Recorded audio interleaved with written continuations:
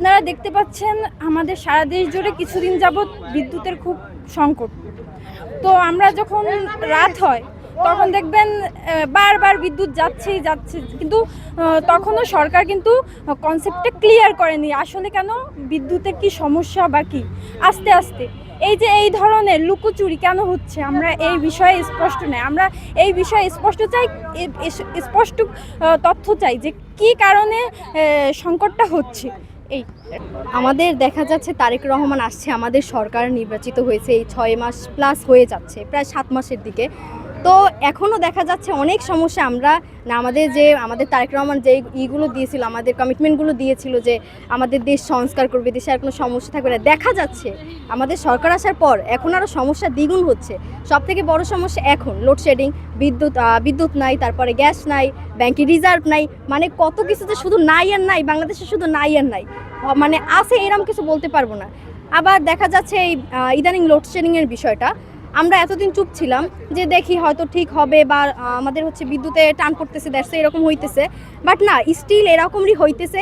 সব থেকে বেশি সমস্যা হচ্ছে যারা চাকরিজীবী আছে, তারা রাত্রেবেলা গিয়ে বিশ্রাম করে, ঠিক সেই সময় তারা ঘুমায়, তার ঠিক 1 ঘন্টা 2 ঘন্টার মধ্যে গিয়ে কারেন্ট চলে যায়। বিশেষ করে রাত্রেবেলা 2টা-3টার দিকে বিদ্যুৎ চলে যায়, আর আসার নাম নেই, সকালবেলা আসে।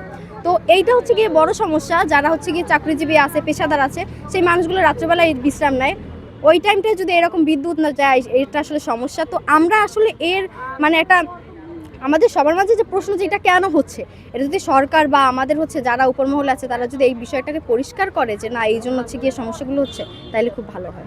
বিদ্যুৎ ব্যবস্থার অব্যবস্থাপনার জন্য, সরকারের বিদ্যুৎ খাতের অব্যবস্থাপনার জন্য সাধারণ জনজীবন যে দুর্ভোগের মধ্যে আছে, এই দুর্ভোগের প্রতিবাদের জন্য আজ আমরা এখানে এসেছি। আজকে আমাদের আন্দোলন গিয়ে যে বর্তমান সময়ে যে বিদ্যুৎ বিভ্রাটটা হচ্ছে, যে লোডশেডিংগুলো, আসলে সেটার একটা গিয়ে প্রতিবাদ স্বরূপ আমরা বর্তমানে যে আজকে অবস্থান কর্মসূচি এবং মশাল হ্যারিকেন মিছিল যে করছি।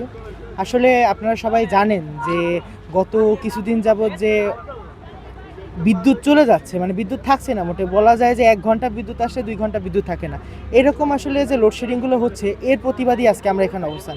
বর্তমান সরকার যদি বিদ্যুৎ বিভাগের দিকে আমরা তাকাই, তাদের তথ্য অনুসারে যে 2026 সালের 19শে মে তারা 33,000 মেগাওয়াটেরও বেশি বিদ্যুৎ উৎপাদন করতে সক্ষম। আসলে এই বিদ্যুৎ উৎপাদন করতে সক্ষম, কিন্তু আসলে শতভাগ বিদ্যুৎ যে ঘরে ঘরে পৌঁছাচ্ছে, এটার কোনো তারা গিয়ে তথ্য দিতে পারছে না। তারা বারবার বলে যে বাংলাদেশ শতভাগ বিদ্যুতের আওতায়। আসলে শতভাগ বিদ্যুৎ ঘরে পৌঁছানোটা মূল বিষয় না, মানুষ তাদের দৈনন্দিন জীবনে কাজের সময় বিদ্যুৎ পাচ্ছে, এটা আসলে একটা বড় বিষয় হয়ে যাচ্ছে। আর বর্তমানে যে লোডশেডিং হচ্ছে, বা আমরা যেটাকে বলি সিস্টেম লসের 10%-এরও বেশি। বর্তমান ডিজিটাল বাংলাদেশে যদি গিয়ে এত পরিমাণে সিস্টেম লস হয়, সেক্ষেত্রে বিদ্যুৎ বিভ্রাটটা স্বাভাবিক বিষয় আমরা মনে করি।